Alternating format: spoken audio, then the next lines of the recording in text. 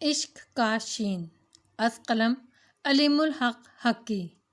Parsons family طویل عرصے سے ہندوستان میں تھی۔ رچرڈ اور ریٹا یہیں پیدا ہوئے تھے۔ دونوں میں صرف 1 سال کا فرق تھا۔ یہی وجہ تھی کہ زیادہ تر لوگ انہیں جڑواں بہن بھائی سمجھتے تھے۔ جیمز پارسن دہلی کی انتظامیہ میں ایک کلیدی عہدے پر فائز تھے۔ دونوں بچوں کو تعلیم کے لیے انہوں نے نینی تال بھجوا دیا تھا، جہاں وہ پڑھتے تھے۔ وہ ایک بڑا کانوینٹ اسکول تھا۔ وہاں اکثریت انگریزوں کی تھی، لیکن مسلمان اور ہندو بھی بہرحال موجود تھے۔ رچرڈ اور ریٹا دونوں کو ہندوستان بہت پرکشش لگتا تھا۔ ہندوستان کی رنگا رنگ ثقافت ان کے لیے محصور کن تھی۔ انہیں یہاں کی زبان میں بھی شروع ہی سے دلچسپی تھی۔ یہی دلچسپی کی بات تھی کہ انہوں نے ادھر ادھر سے سیکھ سمجھ کر اردو میں اچھی خاصی استعداد بنا لی تھی۔ اسکول میں عام طور پر انگریز بچوں کا رویہ ایسا تھا کہ وہ بس ایک دوسرے سے ہی تعلق رکھتے تھے۔ ویسے بھی ان کی اکثریت تھی۔ یہی کہا جائے تو غلط نہ ہوگا کہ ہندوستانی بچے سب سے الگ تھلگ ایک دوسرے کے ساتھ رہتے تھے، مگر کچھ بچے ایسے بھی تھے جو فطرت کے اعتبار سے گھلنے ملنے والے تھے۔ وہ انگریز بچوں کی طرف بڑھتے تھے، مگر رچرڈ اور ریٹا کے سوا ان کی حوصلہ افزائی کرنے والا کوئی نہیں تھا۔ رچرڈ اور ریٹا کے لیے اپنے ہم نسلوں سے بڑھ کر ان میں کشش تھی، اور ان سے وہ بہت کچھ سیکھتے تھے۔ ان کی معلومات میں اضافہ ہوتا تھا۔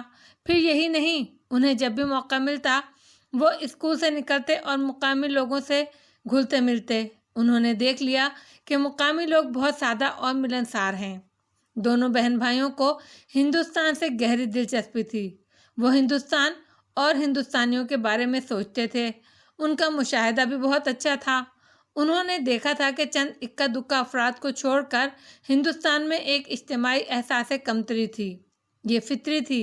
وہ باہر سے آنے والے اور خود سے ہر اعتبار سے مختلف انگریزوں کی رعایا تھے۔ کچھ انگریزوں کا حد سے بڑھا ہوا احساس برتری بھی ان کے لیے احساس کمتری کو اور بڑھا دیتا تھا۔ بہرحال رچرڈ اور ریٹا نے اسکول میں بھی خود کو اپنے ہم نسلوں تک محدود نہیں کیا، بلکہ انہوں نے ہندوستانیوں سے بھی دوستی کی۔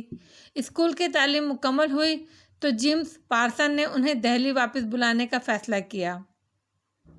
حالانکہ وہ نینی تال میں مزید پڑھ سکتے تھے، لیکن ایک تو وہ اور الزبتھ اپنے بچوں کو بہت زیادہ مس کرنے لگے تھے، اور دوسرے سیاسی صورتحال بہت تیزی سے بدل رہی تھی۔ انگریزوں کا ہندوستان سے رخصت ہونا اب نوشتہ دیوار تھا۔ جیمز پارسن کے بس میں ہوتا تو وہ ابھی انگلینڈ واپس چلا جاتا۔ ایسے میں وہ کم از کم یہ تو کر سکتا تھا کہ اپنے بچوں کو اپنے پاس واپس بلا لے، تاکہ انگلینڈ واپسی کا فیصلہ ہو تو کوئی پیچیدگی نہ ہو۔ دہلی بہت بڑا شہر تھا۔ وہاں انگریزوں کی اپنی سوشل لائف تھی۔ اپنے بچے جوانی کی سرحد میں قدم رکھ چکے تھے۔ چنانچہ جیمز اور الزبتھ نے انہیں کلب لے جانا شروع کیا اور انہیں ان کے ہم نسلوں سے متعارف کرانے لگے۔ لیکن رچرڈ اور ریٹا کو کلب میں کوئی دلچسپی نہیں تھی۔ ریٹا بالخصوص پیدائشی رومانٹک تھی۔ اس کی جمالیاتی حس بہت توانا تھی۔ وہ نازک طبع، نازک خیال اور آرٹسٹ تھی۔ وہ بہت رومان پرست تھی۔ بچپن ہی سے اس نے اپنا ایک آئیڈیل بنا رکھا تھا۔ اس کے خوابوں کا ایک شہزادہ تھا جس کو وہ راہ تکتی تھی۔ کلب میں لوگوں نے جس طرح اس کی پذیرائی کی وہ اسے اچھا نہیں لگا۔ جبلی طور پر ہر عورت ابو الحسن نگاہوں کو پہچان لیتی ہے۔ وہ تو پھر ایک ایسی لڑکی تھی جسے مشرقیت اچھی لگتی تھی۔ وہ رومان پسند بھی تھی، چنانچہ وہ کلب سے بیزار ہو گئی۔ کالج کا سلسلہ شروع ہوا تو وہ خوش تھی۔ کالج میں نئے دوست ہوں گے، نئی دلچسپیاں ہوں گی، اچھا وقت گزرے گا، اور کون جانے۔ لیکن ابتدا میں اسے بڑی مایوسی ہوئی۔ کالج میں ہندوستانیوں کی تعداد نسبتاً زیادہ تھی، مگر حیرت انگیز بات یہ تھی کہ نینی تال کے مقابلے میں یہاں ہندوستانیوں کا احساس کمتری بڑھا ہوا تھا، اور جو لوگ اس سے محفوظ تھے وہ انگریزوں کو غاصب سمجھتے تھے۔ یہاں دوست بنانا زیادہ دشوار ہو گیا۔ ریٹا حیرت سے سوچتی، جذباتی اعتبار سے یہ کتنے متوازن لوگ ہیں۔ یا تو احساس کمتری میں مبتلا ہوں گے، یا اپنے بدیسی حکمرانوں کو ہر ہم نسل سے نفرت کریں گے، جیسے وہ بھی اپنے ہم نسلوں کے ساتھ شریک استحصال ہو، جیسے وہ بھی ان کی جرم حکمرانی میں برابر کا شریک ہو۔ مگر پھر دھیرے دھیرے رچرڈ کے دوستوں کا ایک حلقہ بن گیا، اور اس حلقے میں ہر رنگ موجود تھا۔ قدرتی طور پر وہ ریٹا کا حلقہ بھی تھا۔ اس میں پشپا، نادرا اور امرتا بھی تھیں۔ محمود، رام گوپال، اوتار سنگھ اور فتح سنگھ بھی تھے۔ پہلی بار وہ خوش ہوئی، اور جب پہلی بار اس نے اوتار سنگھ کو دیکھا تو اسے ایسا لگا اس کے خوابوں کا شہزادہ اس کے سامنے کھڑا ہے، مگر اس نے پہلی نظر کے اس تاثر کو قبول کرنے سے انکار کر دیا۔ اس کے نزدیک آدمی کی ظاہری شخصیت سے زیادہ اہم اس کی باطنی شخصیت تھی، اور باطنی شخصیت ذرا دیر میں ہی کھلتی ہے، لیکن وقت گزرنے کے ساتھ ساتھ وہ اس کی شخصیت کے سحر میں الجھتی گئی۔ اوتار سنگھ ظاہری طور پر جتنا خوبصورت تھا، باطنی طور پر اس سے زیادہ خوبصورت تھا۔ اس کی شخصیت غیر معمولی طور پر متوازن تھی۔ وہ بنیادی طور پر طالب علم تھا، زندگی کا طالب علم، کالج کا چپڑاسی ہو یا لیکچرر، اپنا کوئی ہم جماعت ہو یا دوست، وہ سب کی بات ایسی ہی توجہ سے سنتا کہ لگتا عبادت کر رہا ہے، جیسے ہر اہم غیر اہم بات سے وہ کچھ سیکھ رہا ہے۔ اس کے مزاج میں عجب سا انکسار اور عاجزی تھی، لیکن وہ ڈرپوک نہیں تھا۔ جس بات کو وہ درست سمجھتا اس کا برملا اظہار وہ کسی کے بھی سامنے کر سکتا تھا۔ خود اعتمادی کی اس میں کمی نہیں تھی، مگر وہ بات نظریں جھکا کر کرتا تھا۔ اس کی نگاہیں نہ چور کی نگاہیں تھی، نہ ہی کسی ابوالحوث کی۔ ان میں عجیب سی پاکیزگی، معصومیت اور جستجو تھی۔ وہ ایک طالب علم کی متجسس نگاہیں تھیں، ایسا طالب علم جو سب کچھ جان لینا چاہتا ہو۔ مگر ایک بات تھی، دوستوں کے حلقے میں بھی وہ بہت ریزرو رہتا تھا، کبھی بہت زیادہ بے تکلف نہیں ہوتا۔ یہ بات نہیں کہ اس سے اس کے بارے میں بات کی جائے تو وہ اس سے بچے، نہیں، وہ اپنے بارے میں کھل کر بات کرتا تھا۔ البتہ دوسروں کے معاملے میں وہ پرائیویسی کا بہت خیال رکھتا تھا۔ وہ کسی کی نجی زندگی کے بارے میں تجسس نہیں کرتا تھا۔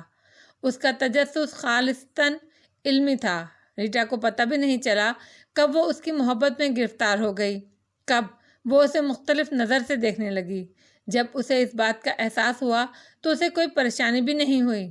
وہ مغرب کی لڑکی تھی، اپنی زندگی کے فیصلے کرنا، اپنی زندگی اپنی مرضی کے مطابق گزارنا اس کا حق تھا۔ بس اہمیت اس بات کی تھی کہ اوتار سنگھ کے نزدیک بھی اس کی کوئی اہمیت ہے یا نہیں۔ اس معاملے میں اسے مایوسی ہوئی۔ اوتار سنگھ سب سے ایک طرح سے ملتا تھا، بلکہ کبھی تو ایسا لگتا دوستوں میں اس کے نزدیک جنس کی تفریق تھی ہی نہیں۔ وہ بہت خوش اخلاق تھا، مہذب تھا، اس کے اندر رکھ رکھاؤ تھا، بس اس سے زیادہ کچھ نہیں۔ وہ مایوسی وقتی تھی۔ ریٹا نے سمجھ لیا کہ اوتار سنگھ ایک ایسا لڑکا ہے جس نے ابھی جوانی کی سرحد میں قدم رکھا ہے، اور ابھی وہ جوانی کے تقاضوں سے ناآشنا ہے۔ وہ اسے اہمیت نہیں دیتا تو کوئی بات نہیں، اسے خود کوشش کرنی ہوگی کہ وہ اسے اہم سمجھنے لگے۔ وہ بہت خوبصورت اور شاداب لڑکی تھی، اسے خود پر بہت بھروسہ تھا۔ کلب میں وہ دیکھ چکی تھی کہ مرد کیسے دیوانہ وار اس کی طرف لپکتے ہیں۔ اس نے فیصلہ کر لیا کہ اب اس سلسلے میں اسے کچھ کرنا ہے، لیکن اس سے پہلے ہی اس پر ایک دھماکہ خیز انکشاف ہو گیا۔ اس نے دیکھ لیا کہ وہ ایک انار 100 بیمار والا معاملہ ہے۔ اس معاملے میں لڑکیوں کی حس بہت تیز ہوتی ہے۔ اس نے دیکھ لیا کہ دوستوں کے اس حلقے میں تمام لڑکیاں صرف اور صرف اوتار سنگھ کی تمنائی ہیں، کیا پشپا، کیا امرتا اور کیا نادرا۔ گویا مقابلہ بہت سخت تھا، مگر ریٹا کو یقین تھا جیت اسی کی ہوگی۔ اوتار سنگھ کو اکیلے میں محمود سے بات کرنے کا موقع نہیں ملا، لیکن اس دوران ایک اور اہم واقعہ ہو گیا۔ ہفتے کے روز خالی پیریڈ میں وہ مل بیٹھے، چند لمحے ادھر ادھر کی باتیں ہوئیں۔ پھر ریچرڈ نے کہا، آج ریٹا کا برتھ ڈے ہے۔ اس پر سب نے چونک کر ریٹا کو دیکھا۔ ریٹا مسکرائی۔ اسے سب کی توجہ کا مرکز بننا بہت اچھا لگتا تھا۔ سب نے اسے ہیپی برتھ ڈے کہا۔ نہیں، مجھے یہ مبارکباد نہیں چاہیے، ریٹا نے کہا۔ ہر چیز کا، ہر بات کا ایک طریقہ ہوتا ہے۔ یہ کیا، یہاں پتہ چلا اور یہیں وش کر دیا؟ تو پھر؟ محمود نے سوالیہ نظروں سے اسے دیکھا۔ ریٹا کو احساس تھا کہ محمود اسے خصوصی توجہ دیتا ہے۔ وہ پھر مسکرائی۔ اب یہ تو تم سوچو۔ اس کے لہجے میں چیلنج تھا۔ چلو، میں تمہیں تحفہ دوں گا، تب وش کروں گا۔ محمود بولا، میں بتاتا ہوں۔ ریچرڈ نے مداخلت کی، آج ہمارے گھر پہ ریٹا کی برتھ ڈے پارٹی ہے، تم سب کو آنا ہے۔ Birth day party? Ram Gopal نے فکر مندی سے کہا۔ پھر وہی احساس کمتری۔ ریٹا نے سوچا، اس پارٹی میں ہم دوستوں کے علاوہ کوئی نہیں ہوگا۔ ریچرڈ نے وضاحت کی، اوہ ویری گڈ، पुष्पा ने चहक कर कहा। राम गोपाल ने इत्मीनान की सांस ली। वो समझ रहा था वहाँ बहुत सारे लोग होंगे, बेशुमार अंग्रेज। क्यों नहीं, हम ज़रूर आएंगे। पार्टी का वक्त क्या है? महमूद ने पूछा।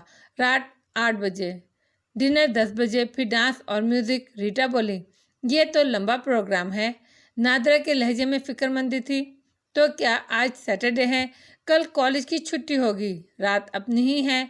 रिचर्ड ने कहा। ना बाबा, मैं रात भर नहीं रुक सकती, नादरा बोली। मुझे तो पार्टी में शिरकत की इजाज़त भी आसानी से नहीं मिलेगी। हम लोग ऐसे आज़ाद ख्याल नहीं हैं। ओ come on, don't be so backward, Rita ने कहा। नादरा ठीक कह रही है, महमूद ने तायद की। मैं भी जल्दी जाना चाहूँगा। रिचर्ड ने गौर से उन दोनों को देखा। उसे अंदाज़ा हो गया इनके मौक़िफ़ में लचक नहीं होगी। ओके, ये मेरा वादा है, जब तुम कहोगे मैं तुम दोनों को गाड़ी में तुम्हारे घर ड्रॉप करा दूंगा। तब तो ठीक है, नादरा ने कहा। रीटा ने अवतार सिंह को देखा। तुमने कुछ नहीं कहा, क्या बात है? आओगे ना? ज़रूर आऊँगा, मैं तो आज़ाद आदमी हूँ, अवतार सिंह ने कहा। और अच्छा लगा तो पूरी रात भी रुक सकता हूँ। मैं भी, फतेह सिंह और अमरता ने बैक आवाज़ कहा। मैं भी आऊँगी और पूरी रात रुकूंगी। बस तो तय हो गया, आज रात 8 बजे। हूर बानो इन दिनों बहुत परेशान थी। पहले तो उस्तानी साहिबा की पढ़ाई ने इसका मामूल तब्दील किया, फिर ऊपर छोटे ठाकुर का मामूल भी बदल गया। उसने मगरिब के बाद ऊपर कोठे पर आना और देर तक बैठना छोड़ दिया। क्यों? इस पर इसने सोचा, मगर कोई जवाब नहीं मिला। फिर इत्तेफाक से उस्तानी जी ने छुट्टी की तो इसे पता चला कि छोटा ठाकुर अरबी पढ़ रहा है। यही नहीं, वो अपने मौलवी साहब से कुरान पाक की तिलावत भी सुनता है। इस इंकशाफ ने हुरबानों के सामने इम्कानात की एक रोशन दुनिया लाकर रख दी। खुशफहमी के साथ सब बागात इसे नज़र आने लगे।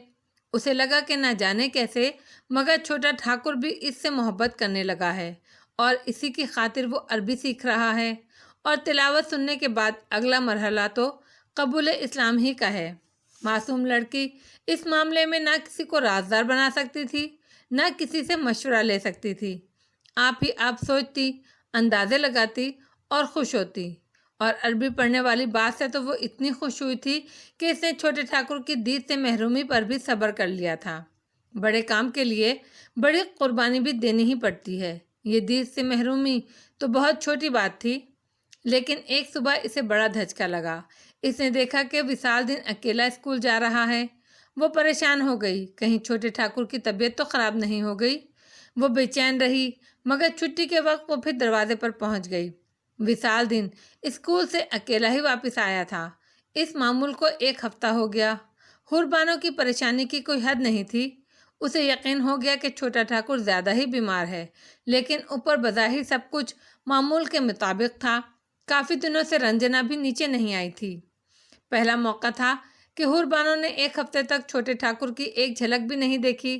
उस शाम वो पढ़ाई के दौरान पानी पीने के बहाने से उठी और बरामदे में चली आई। इसने सर उठाकर देखा, ऊपर कोठे पर छोटा ठाकुर अपने मौलवी साहब से अरबी पढ़ रहा था। हुरबानों का दिल नहीं चाहता था कि वहाँ से हटे, लेकिन वो ये भी नहीं चाहती थी कि किसी को शुबा हो। चुनाचा वो पानी पीकर वापस चली आई।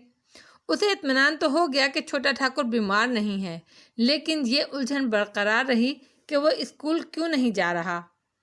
उस रोज़ रंजना नीचे आई तो हुरबानो हर एहतियात भूल बैठी। इतने दिन बाद आई हो, क्या बात है? उसने रंजना से पूछा। बस मौका ही नहीं मिला। सब खैरियत है ना? हुरबानो ने बेताबी से पूछा। हाँ, सब ठीक है। इससे ज़्यादा पूछने का मौका नहीं मिला। रंजना बैठकर अम्मा से बातें करती रही और हुरबानो बेताब सी इधर से उधर फिरती रही। रंजना जाने लगी तो हुरबानो इसके पीछे बरामदे तक चली आई। रंजना, तुम्हारे छोटे ठाकुर ने पढ़ना छोड़ दिया है क्या? उसने बेहद सरसरी अंदाज में पूछा, लेकिन उसे एहसास था कि बात सरसरी नहीं है। रंजना बहुत बुरी तरह चौंकी, फिर बोली, लो, उन्हें तो पढ़ने के सिवा कोई काम ही नहीं है। हर वक्त पढ़ते ही तो रहते हैं। तो घर पर ही पढ़ते हैं क्या? स्कूल छोड़ दिया? नहीं तो रोज़ जाते हैं, रंजना ने कहा। फिर बहुत गौर से इसे देखा। पर तुमने ये कैसे सोच लिया? हुरबानो चोर सी हो गई, मगर अब पीछे नहीं हट सकती थी। अक्का मियाँ कह रहे थे कि अब विशाल दिन स्कूल अकेला जाता है। अरे हाँ, वो छोटे ठाकुर तो पास हो गए हैं ना। अचानक रंजना को ख्याल आया, अब वो स्कूल नहीं, वो क्या कहते हैं, हाँ मास्टर जी बता रहे थे कॉलेज। अब छोटे ठाकुर कॉलेज जाते हैं। ये कॉलेज क्या होता है? हुरबानो ने मजीद टटोला। मास्टर जी कह रहे थे बड़ा स्कूल होता है, बहुत बड़ा। रंजना ने दोनों हाथ आखिरी हद तक फैलाते हुए बताया। और मास्टर जी ये भी बता रहे थे वहाँ लड़के और लड़कियाँ एक साथ पढ़ते हैं। हाय अल्लाह, हुरबानो ने बेसाख्ता सीने पर हाथ रखते हुए कहा। हम तो अक्का मियाँ के सिवा कभी किसी के सामने नहीं आए। वहाँ तो अंग्रेज लड़कियाँ भी होती हैं, पर मेरी समझ में नहीं आता। सुबह छोटे ठाकुर ज़रा देर से जाते हैं और वापसी का कुछ पता नहीं। कभी जल्दी में आ जाते हैं, लेकिन ज़्यादातर देर ही होती है। कभी कभी तो शाम भी हो जाती है, फिर वापस आकर भी पढ़ते ही रहते हैं। सूख कर कांटा हो गए हमारे छोटे ठाकुर। अरे मेरी तो समझ में नहीं आता, इतना पढ़ने की क्या ज़रूरत है? अपनी ज़मींदारी ही संभालनी है ना उन्हें। अच्छा, अब मैं चलती हूँ। रंजना चली गई। हुरबानो देर तक बुद्ध बनी वहीं खड़ी रही। एक मसला तो हल हो गया था, यानी अब वो छोटे ठाकुर को आते जाते देखने की कोशिश तो कर सकती थी, लेकिन दूसरी परेशानी लाहक हो गई। कॉलेज में लड़के लड़कियां साथ पढ़ते थे, ये बात इसके दिल का बोझ बन गई।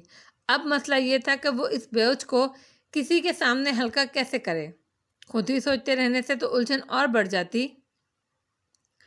अगले रोज़ उसे मौका मिल गया।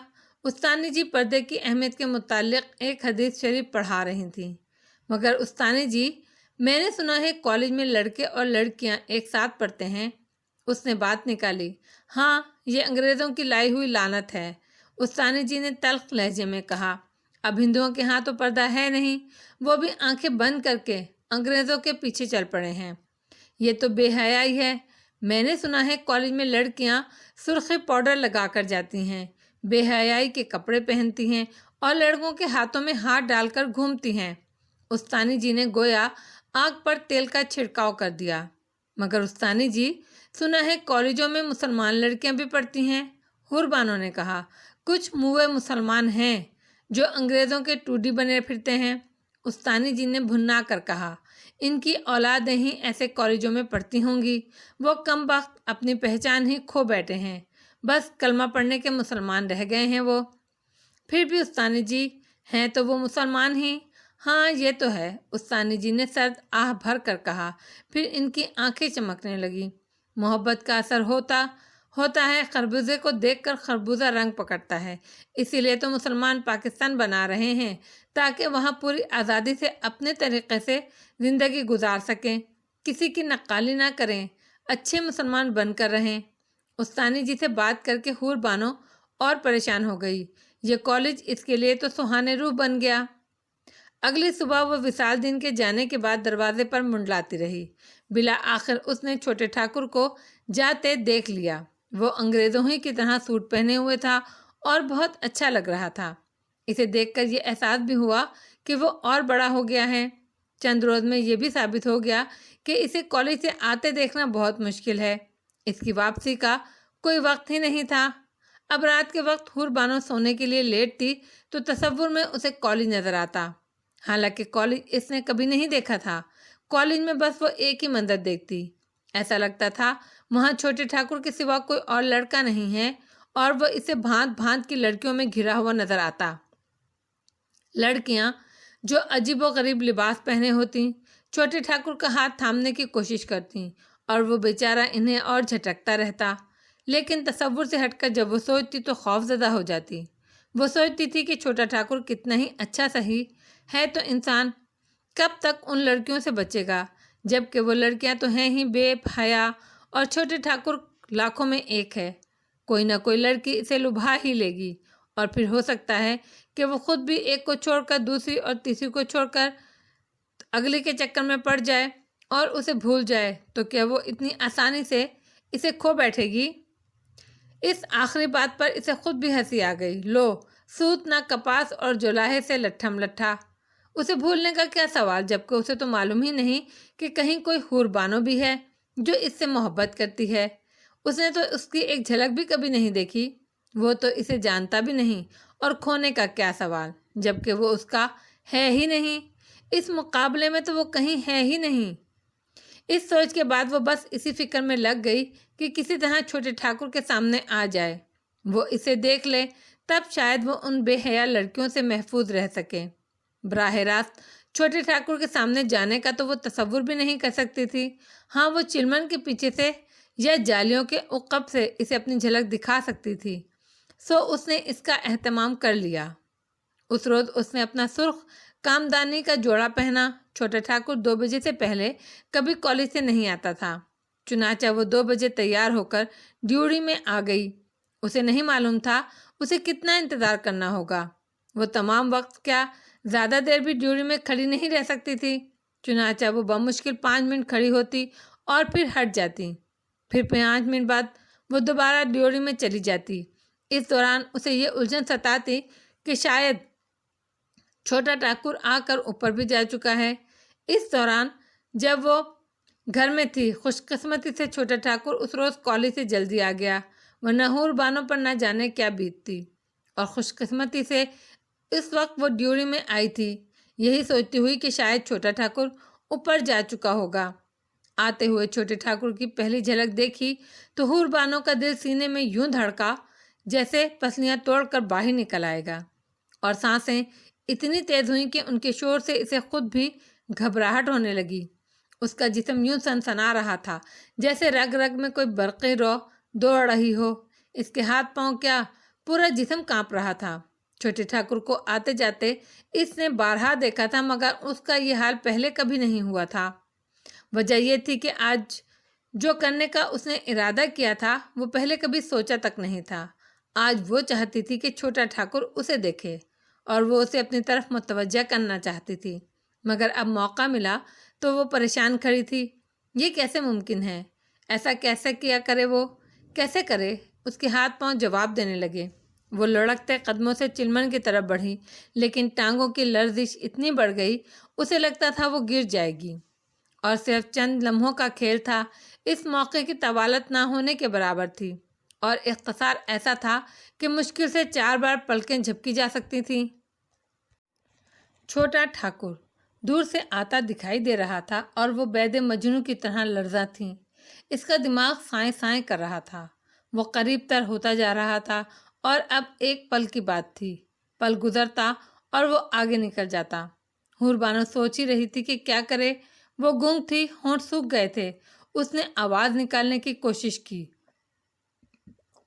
مگر آواز نہ دارود، وہ پل نکلنے ہی والا تھا۔ اس نے پھر بولنے کی کوشش کی اور اسے پھندا لگ گیا۔ چھوٹے ٹھاکر نے آواز سن کر نظر اٹھائی، لیکن پوری طرح اٹھنے سے پہلے ہی اس کی نظر جھک گئی، اور پھر وہ آگے نکل گیا۔ حور بانو کی مایوسی کی کوئی حد نہیں تھی۔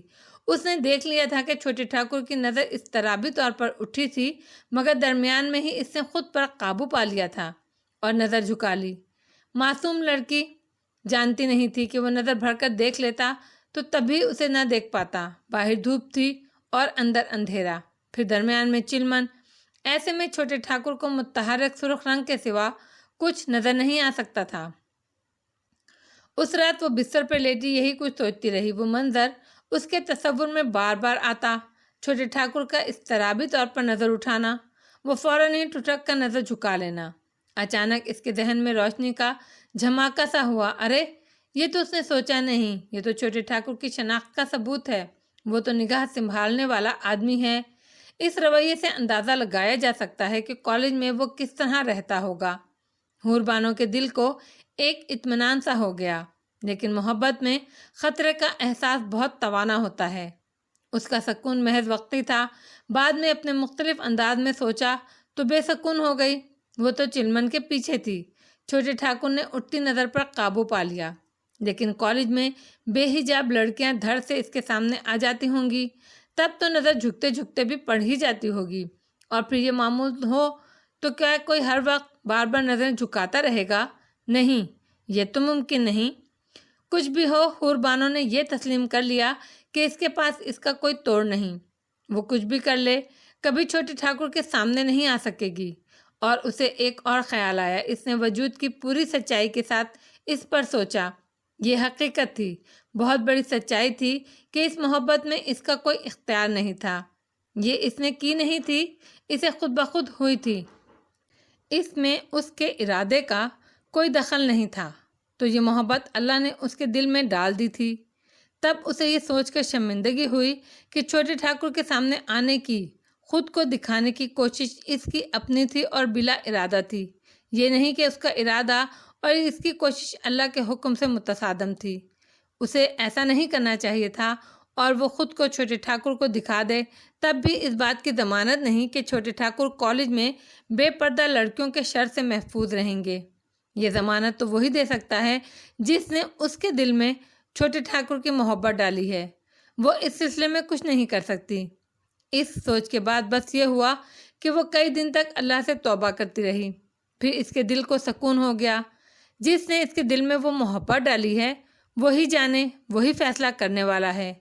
اب اسے کچھ نہیں کرنا، جو ہو سو ہو۔ پارٹی میں شریک ہونے کے لیے وہ سبھی ٹھیک وقت پر پہنچے۔ سب سے پہلے آنے والا محمود تھا اور امرتا سب سے آخر میں آئی تھی۔ اوتار سنگھ سب سے زیادہ پر اعتماد تھا، ورنہ اس کے علاوہ سبھی کو یہ خیال تھا وہاں بہت سے انگریز مہمان ہوں گے، بلکہ وہ تو ریٹا اور ریچرڈ کے والدین کا سامنا کرتے ہوئے بھی احساس کمتری میں مبتلا ہو رہے تھے، جبکہ اوتار سنگھ کو اس سے غرض نہیں تھی کہ وہاں کون کون ہوگا۔ لیکن وہاں پہنچ کر ان سب کے دل خوش ہو گئے۔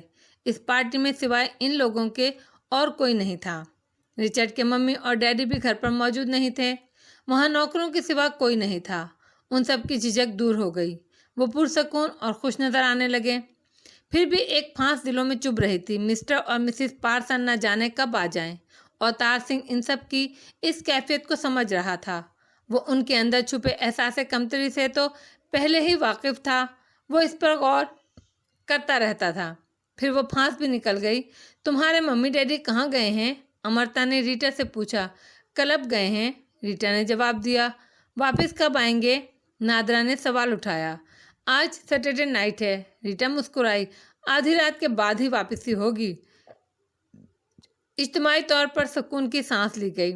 تو کیک کاٹنے کے لیے تم ان کا انتظار کرو گی؟ فتح سنگھ نے پوچھا۔ ارے یو سلی، ریٹا نے آنکھیں نکالیں۔ میں نے انہیں بتا دیا تھا کہ یہ ایک پرائیویٹ پارٹی ہوگی، صرف ہمارے منتخب دوست اس میں شریک ہوں گے، اور کیک تو ابھی ذرا دیر میں کاٹا جائے گا۔ اس کے بعد ماحول ہلکا پھلکا ہو گیا۔ سب کے سب بے حد خوش مزاج ہو گئے۔ کالج کی پڑھائی کی، کالج کے ساتھیوں کی باتیں ہونے لگیں۔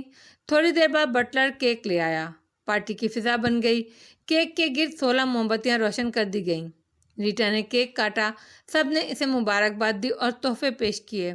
کیک کاٹنے اور اس سے نمٹنے کے بعد تحفے کھولنے کا سلسلہ شروع ہوا۔ ایک دوسرے کے تحفوں پر فقرے چست کیے گئے۔ ارے واہ، رامو نے تاج محل کا ماڈل دیا ہے، نادرا بولی۔ رام گوپال کا چہرہ تمتما اٹھا۔ اوہ، اٹس بیوٹیفل، ریٹا نے محصور ہو کر کہا۔ It's symbol of love, Amrita نے وضاحت کی۔ رام گوپال بری طرح کھسیا رہا تھا۔ میری سمجھ میں نہیں آ رہا تھا کہ کیا دوں، وہ بولا، اور یہ مجھے بہت خوبصورت لگا۔ ایسے صفائی کیوں پیش کر رہے ہو جیسے تم نے کوئی جرم کیا ہے؟ محمود نے کہا۔ مجھے تو یہ بہت اچھا لگا، ریٹا بولی۔ رام گوپال کے چہرے پر رنگ دوڑ گیا۔ تحفہ کھلنے کے بعد پہلی بار اس نے سکون کی سانس لی۔ اس کے بعد پارٹی اگلے دور میں داخل ہو گئی۔ بٹلر نے برف میں لگی شیمپین کی بوتلیں اور جام لا کر میز پر رکھ دیے اور باہر چلا گیا۔ تب ریچرڈ ہونٹوں پر مسکراہٹ اور ہاتھوں میں شیمپین کی بوتل لیے کھڑا ہوا اور اعلان کرنے والے انداز میں بولا، لیڈیز اینڈ جینٹلمین، آج کی یہ خوبصورت شام میری سویٹ بہن ریٹا کے نام، اور اس شام کا آغاز ہم شیمپین کی بوتل سے کریں گے۔ کہتے ہیں کہ شیمپین کی بند بوتل جوانی کے جوش کی نمائندگی کرتی ہے۔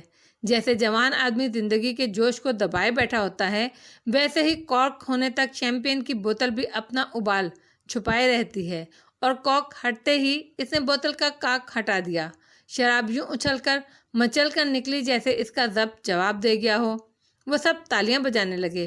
وہ منظر انہیں خوبصورت لگا تھا۔ ریچرڈ جام بھرنے میں مصروف ہو گیا۔ پھر اس نے پہلا جام ریٹا کو پیش کیا۔ ناؤ کم آن ایوری بڈی، اس نے دعوت دی۔ جام اٹھانے کے لیے بڑھنے والوں میں نادرا، محمود اور اوتار سنگھ نہیں تھے۔ پشپا، امرتا، رام گوپال اور فتح سنگھ نے جام اٹھا لیے۔ رچرڈ کی نظروں میں الجھن تھی۔ کیا ہوا؟ تم لوگ شامل نہیں ہوگے؟ اس نے پوچھا۔ تم جانتے ہو رچرڈ، ہم شراب نہیں پیتے، محمود نے کہا۔ اور تم اوتار سنگھ، تمہارا مذہب تو منع نہیں کرتا۔ رچرڈ نے اوتار سنگھ کو دیکھا۔ ہاں، مگر مجھے یاد ہے پتا جی نے ایک بار مجھے سمجھایا تھا اور میں کبھی نہیں بھولا، اوتار سنگھ نے مسکراتے ہوئے کہا۔ پتا جی کہتے ہیں دنیا میں سب سے قیمتی چیز آدمی کی عزت ہوتی ہے۔ انہوں نے کہا تھا آدمی نشے میں ہوش و حواس گنوا بیٹھتا ہے، نہ اسے اپنی عزت کا خیال رہتا ہے، نہ بے عزتی کا پتہ چلتا ہے، اس طرح اسے دوسروں کی عزت کی بھی پرواہ نہیں ہوتی۔ بس اسی لیے پتا جی نے کبھی شراب نہیں پی اور میں بھی کبھی نہیں پیوں گا۔ اس دوران سب اسے غور سے دیکھتے رہے۔ سب کے تاثرات مختلف تھے۔ پشپا، امرتا، رام گوپال اور فتح سنگھ کی نگاہوں میں استہزائیہ تھا۔ نادرا اسے محبت پاش نظروں سے دیکھ رہی تھی۔ محمود کی نگاہوں میں اس کے لیے عزت تھی۔ ریٹا سحرزدہ سی نظر آ رہی تھی، اس کی نگاہوں میں دلچسپی تھی۔ رچرڈ کا انداز ایسا تھا جیسے اسے یقین نہیں آ رہا ہو۔ ربش، بکواس، رام گوپال بڑبڑایا۔ یہ تو امرت رس ہے ٹھاکر جی، فتح سنگھ نے چٹخارا لیتے ہوئے کہا۔ لڑکیوں نے کوئی تبصرہ نہیں کیا۔ بہرحال وہ سب اپنے اپنے جام ہاتھ میں لیے کھڑے تھے۔ رچرڈ نے ابھی تک جام نہیں اٹھایا تھا۔ بہرحال یہ تو مہمان نوازی کے اصول کے خلاف ہوگا کہ ہم پئیں اور تم دیکھتے رہو، رچرڈ نے کہا۔ تو ہم باہر چلے جاتے ہیں، نادرا بولی۔ ارے نہیں، تم غلط سمجھ رہی ہو، رچرڈ بے ساختہ مسکرایا۔ میرا مطلب ہے تم لوگوں کو تمہارے ذوق کے مطابق کچھ ملنا چاہیے۔ یہ کہہ کر اس نے گھنٹی کا بٹن دبا دیا۔ چند لمحوں کے بعد بٹلر اندر آیا۔ کیا حکم ہے صاحب؟ اورنج جوس لے کر آؤ بڑے جگ میں۔ اورنج جوس آیا تو رچرڈ نے ان تینوں کے لیے گلاسوں میں جوس انڈیلا اور انہیں دیا۔ تھینک یو رچرڈ، نادرا نے کہا۔ اب رچرڈ نے اپنے لیے جام اٹھایا اور اسے فضا میں بلند کیا۔ لیٹ اس ٹوئسٹ ناؤ، ریٹا کی صحت اور خوشیوں کے نام۔ سب نے گھونٹ لیے اور پارٹی شروع ہو گئی۔ جوس والے چھوٹے چھوٹے گھونٹ لے رہے تھے جبکہ شراب والے کھل کر پی رہے تھے۔ دیکھتے ہی دیکھتے وہ سب تیسرے جام پر پہنچ گئے۔ چہرے تمتمانے لگے، آوازیں لڑکھڑانے لگیں۔ اب یہ دیکھو رچرڈ، رام گوپال نے کہا، یہ میرا بے وقوف دوست ملک کا بٹوارا اس لیے چاہتا ہے تاکہ یہ آزادی کے ساتھ شراب نہ پیے۔ اس کا اشارہ محمود کی طرف تھا۔ اب بتاؤ کیا ہم نے اس کے ساتھ زبردستی کی؟ بھائی نہیں پیتا تو نہ پیے، کوئی پابندی نہیں ہے۔ اتنی سی بات کے لیے ملک کا بٹوارا، یہ تو کوئی بات نہیں۔ اس نے بات اس انداز میں کی تھی کہ سب ہنسنے لگے، لیکن محمود سنجیدہ تھا۔ تم غلط سمجھے ہو رام، ہم پاکستان اس لیے بنا رہے ہیں کہ وہاں اسلامی قانون ہو، نہ کوئی شراب پیے، نہ کسی دوسرے کو شراب کی ترغیب دے۔ ہم اس لیے پاکستان بنا رہے ہیں تاکہ تم ہندوستان میں آزادی سے شراب پیو اور ہم پاکستان میں شراب نہ پئیں۔ شراب پینے والے تو پھر بھی پئیں گے، دیکھ لینا، پاکستان میں بھی پئیں گے، فتح سنگھ نے انگلی نچاتے ہوئے کہا۔ اس کے انداز میں چیلنج تھا، لیکن رام گوپال نے جیسے محمود کی بات سنی ہی نہیں۔ اب ہمارے ہندو بھائی اوتار سنگھ کو ہی دیکھ لو، وہ بولا، اسے تو دھرم منع نہیں کرتا مگر اس کے پتا جی منع کرتے ہیں، یہ نہیں پی رہا، تو کیا ہم نے اسے مجبور کیا؟ نہیں کیا۔ اور کیا ہم نے کسی کی بے عزتی کی یا اپنی عزت کا خیال نہیں رکھا؟ نہیں، ایسا کچھ بھی نہیں کیا ہم نے، اس لیے کہ اب ہمارا ہندوستان سیکولر ہوگا اور یہاں جمہوریت ہوگی۔ اوتار سنگھ مسکراتا رہا، اس نے کوئی جواب نہیں دیا۔ تم خاموش ہو اوتار سنگھ، کچھ بولتے کیوں نہیں؟ فتح سنگھ نے اسے اکسایا۔ میں وقت آنے پر بولوں گا، اوتار سنگھ نے نرم لہجے میں کہا، اور مجھے لگتا ہے آج میرے پتا جی کی بات درست ثابت ہو جائے گی۔ اب یہ سوچو، دوست کو میرا دھرم شراب پینے سے نہیں روکتا، رام گوپال رچرڈ سے مخاطب تھا، اور تمہارا دھرم بھی تمہیں نہیں روکتا، مگر محمود کا دھرم کچھ عجیب ہے نا، زندگی کو انجوائے کرنے سے روکتا ہے۔ محمود نے کچھ کہا نہیں، لیکن رچرڈ پارسن کو ایسی چپتی ہوئی نظروں سے دیکھا کہ وہ شرمندہ ہو کر رہ گیا۔ نہیں رامو، تمہارا خیال غلط ہے، رچرڈ نے نظریں جھکاتے ہوئے دھیمے لہجے میں کہا۔ شراب کی ممانعت تو ہمارے مذہب میں بھی ہے۔ رام گوپال چند لمحے اسے دیکھتا رہا، پھر اس کے ہونٹوں پر شریر سی مسکراہٹ نظر آئی۔ تو یہ ثابت ہو گیا کہ ہمارا دھرم سب سے بہتر ہے، اس نے کہا۔ اس کا لہجہ ایسا تھا کہ رچرڈ کا چہرہ تمتمانے لگا۔ اس نے محمود کو دیکھا، وہ بڑی بے نیازی سے مسکرا رہا تھا، اس کے انداز میں بے پرواہی اور درگزر تھا۔ अवतार सिंह अपनी जगह संभल कर बैठ गया। उसे अंदाज़ा हो गया कि आज उसे बहुत कुछ मालूम हो जाएगा। उसे कई मज़ाहिब के बारे में कीमती मालूमात हासिल होंगी। यह मौका इसके लिए खुश आइन था। राम गोपाल ने बढ़कर अपने लिए एक और जाम बनाया। तो आप सब ने मेरी बात की सच्चाई को तस्लीम कर लिया, उसने फातहाना लहजे में कहा। रिचर्ड ने महमूद की तरफ मल्तिजियाना निगाहों से देखा। महमूद ने कंधे झटक दिए। मेरा मज़हब मुझे दूसरों के मज़हब पर तनकीद करने से रोकता है, उसने मुस्कुराते हुए कहा। मैं मेज़बान होने के ख्याल से खामोश था। रिचर्ड राम गोपाल की तरफ मुतवज्जा हुआ।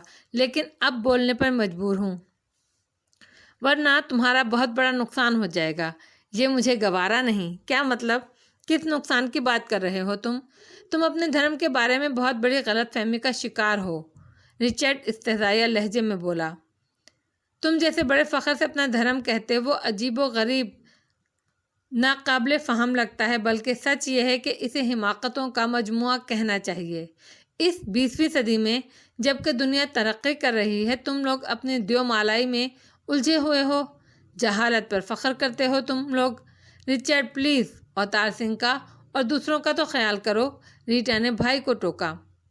वो अवतार सिंह को माज़रत तलब नज़रों से देख रही थी। No, it's all right, I don't mind it, मगर बल्कि मुझे अच्छा लग रहा है, अवतार सिंह ने जल्दी से कहा। इल्मी तबादला ख्याल बहुत फ़ायदेमंद होता है, इससे नॉलेज बढ़ता है। रिचर्ड प्लीज़ अपनी बात जारी रखो। राम गोपाल सन्नाटे की कैफियत में था। उसका नशा कुछ कम हो गया था। उसे एहसास हो रहा था नशे में इससे बहुत बड़ी गलती सरदर्द हो गई है। इसने आकाओं को छेड़ दिया था। थैंक यू अवतार सिंह, बेशक ये इल्मी तबादला ख्याल है, रिचर्ड ने कहा और फिर वो राम गोपाल की तरफ मुड़ा। रामू, तुम अपनी देवी देवताओं की दुरुस्त तादाद बता सकते हो? राम गोपाल मुंह खोले खड़ा था। इसे कुछ सूझ नहीं रहा था। वो तो महमूद को नीचा दिखाना चाहता था, लेकिन रिचर्ड से उलझ बैठा था। नहीं मालूम। तुम्हें भी नहीं मालूम?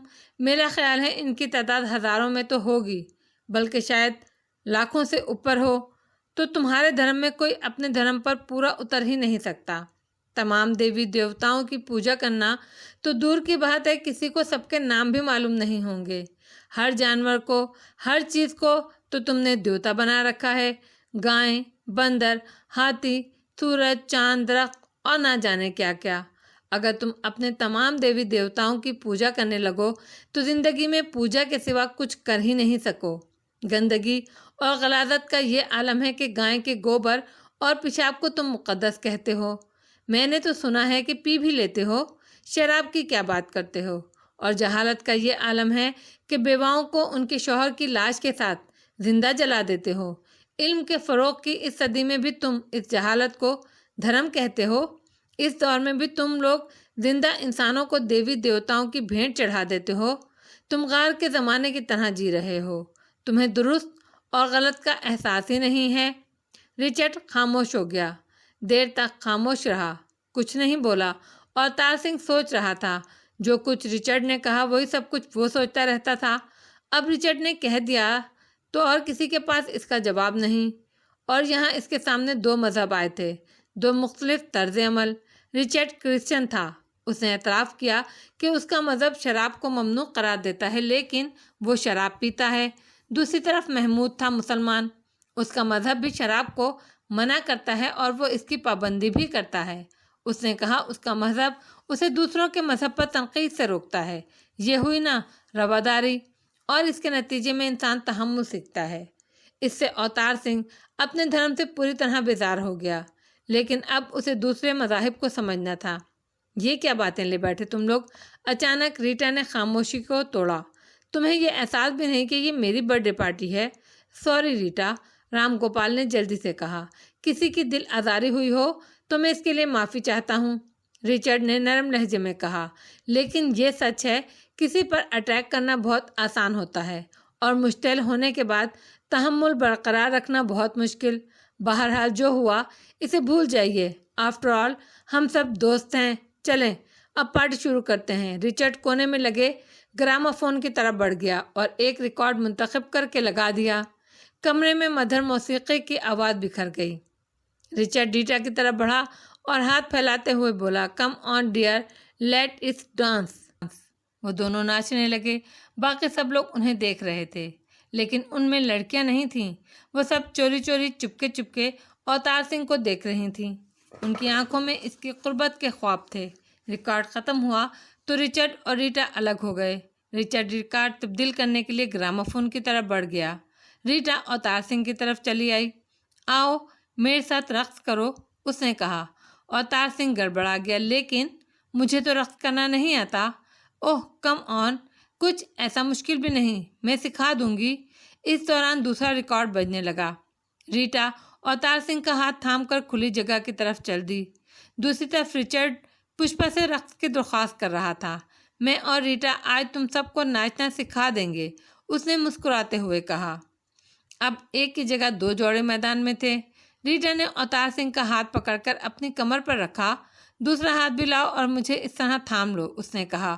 اوتار سنگھ نے جھجکتے جھجکتے اس کی ہدایت کی تعمیل کی۔ ریٹا نے اپنے دونوں ہاتھ اس کے کاندھوں پر رکھے۔ اب موو کرو ایسے، اس نے اسٹیپ لے کر دکھائے۔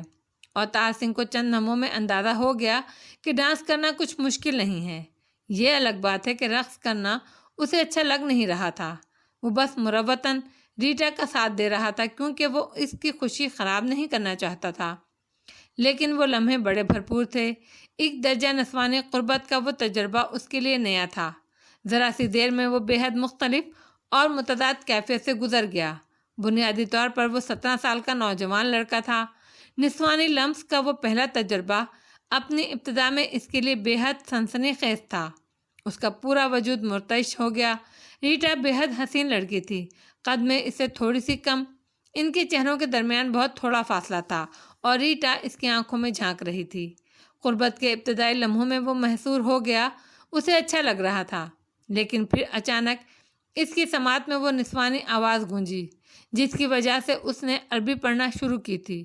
وہ آواز جسے سن کر اسے آواز والی سے محبت ہو گئی تھی۔ اس پر اسے محبت کا خیال آیا، محبت جس کی اسے کب سے جستجو تھی۔ وہ اسے محبت کے بارے میں اپنے اسکول کی اردو کی استاد کی گفتگو یاد آئی۔ وہ ابتدائی سحر ایک سے زیادہ مرحلوں میں ٹوٹا تھا۔ سب سے پہلے تو اس لڑکی کی آواز نے اسے احساس دلایا کہ وہ اس کی پاکیزہ محبت ہے۔ اسی لمحے اسے احساس ہوا کہ وہ بہت عرصے سے وہ آواز بھی نہیں سن سکا اور آواز والی کے بارے میں سوچا بھی نہیں ہے۔ اس کے باوجود وہ محبت ابھی تک ویسی ہی تازہ اور توانا ہے، بلکہ سماعت میں وہ آواز ابھری تو اس کا دل ویسے ہی دھڑکا جیسے اس آواز کو پہلی بار سن کر دھڑکا تھا، اور قربت کا وہ سحر ٹوٹ گیا جس نے چند لمحوں میں اسے اسیر کر لیا تھا۔ وہ اچانک سے ریٹا پارسن بری لگنے لگی اسے، اس کے لباس سے اسے کراہت آنے لگی۔ پھر اسے خوشی ہوئی کہ اس کی پہلی محبت سچی ثابت ہوئی۔ آزمائش کے ان لمحوں میں سرخرو ہوئی۔ جسمانی قربت اپنی جگہ ایک بہت بڑی سچائی سہی، لیکن وہ پاکیزہ آواز جس کے الفاظ تک کو وہ سمجھ نہیں سکتا تھا، مفہوم تک سے ناواقف تھا، آج بھی اتنی اثر انگیز ہے کہ اس سچائی کی بدصورتی کا احساس دلا سکتی ہے، اسے رد اور بے معنی کر سکتی ہے۔ اس کی محبت اردو کے استاد کی بیان کردہ تعریف پر پوری اترتی تھی۔ وہ محبت ہی تھی، ہوس نہیں، بلکہ اس نے تو ہوس کے امکان کا بھی باطل قرار دے دیا تھا۔ اس کے ہاتھ وہیں رہے جہاں تھے، لیکن اس کی نگاہوں کا تاثر بدل گیا۔ ریٹا نے بھی وہ تبدیلی دیکھ لی، لیکن وہ جس کیفیت میں تھی اس میں تبدیلی کی معنویت کو وہ نہیں سمجھ سکی۔ اسے تو آج پہلی بار اظہار محبت کا موقع ملا تھا، وہ اسے گنوا نہیں سکتی تھی۔ کیوں اوتار سنگھ، تمہیں یہ اچانک کیا ہو گیا؟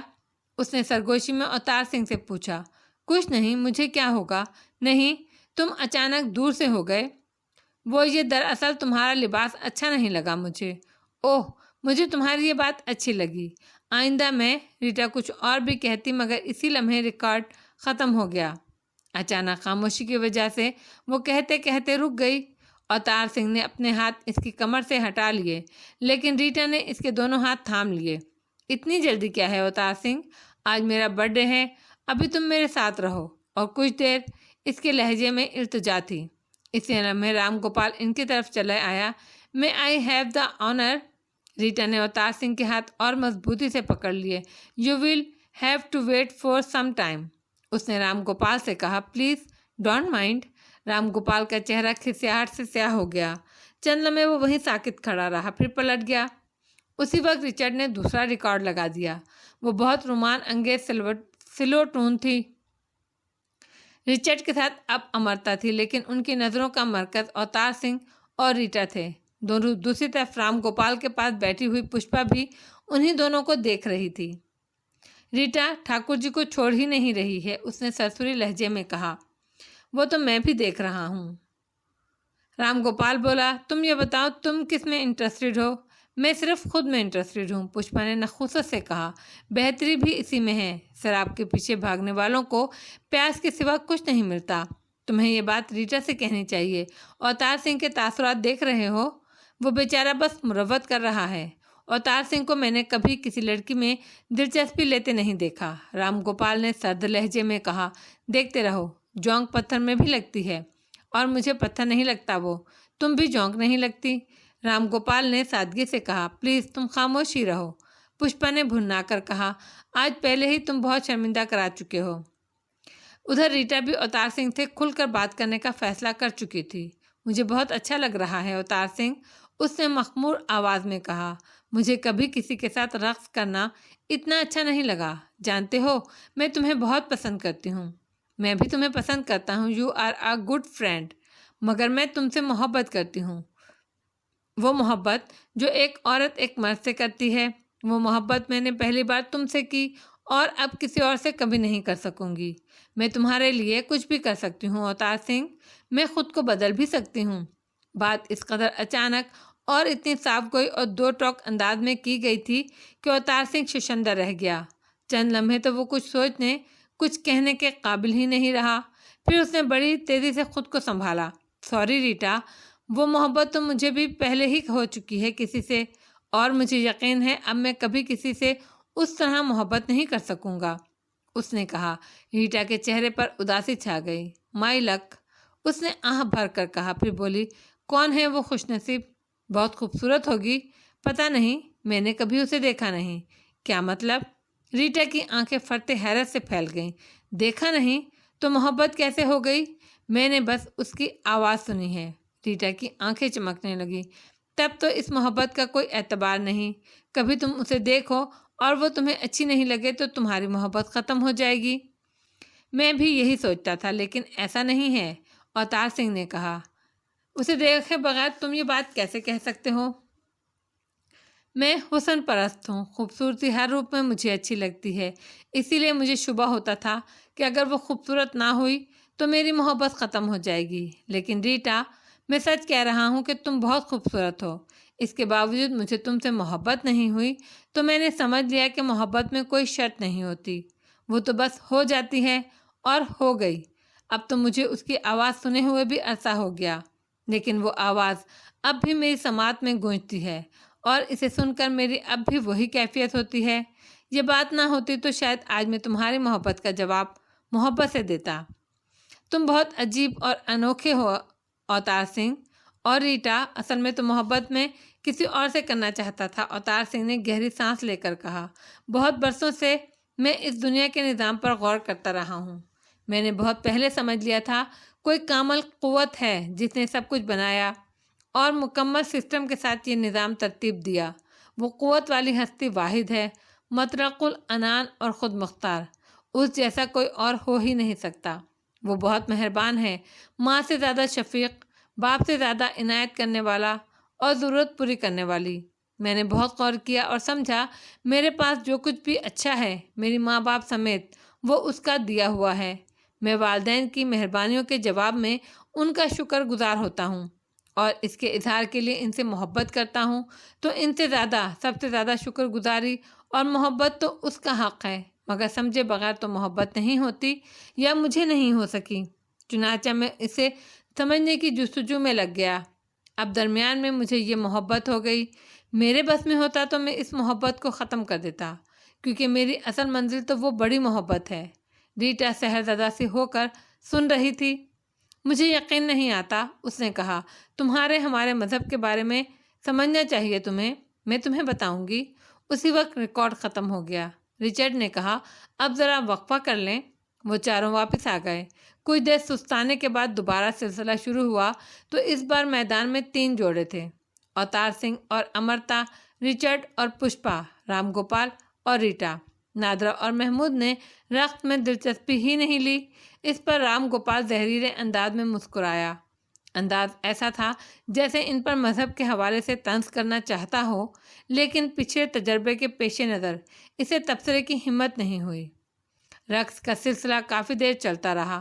اوتار سنگھ نے محض مروتاً ایک راؤنڈ امرتا اور پشپا کے ساتھ رقص کیا اور پھر اپنی جگہ فتح سنگھ کو دے دی۔ اس دوران محمود رچرڈ سے اجازت لے کر اس کی لائبریری میں چلا گیا۔ نادرا اکیلی بیٹھی تھی۔ اوتار سنگھ اس کے پاس چلا گیا۔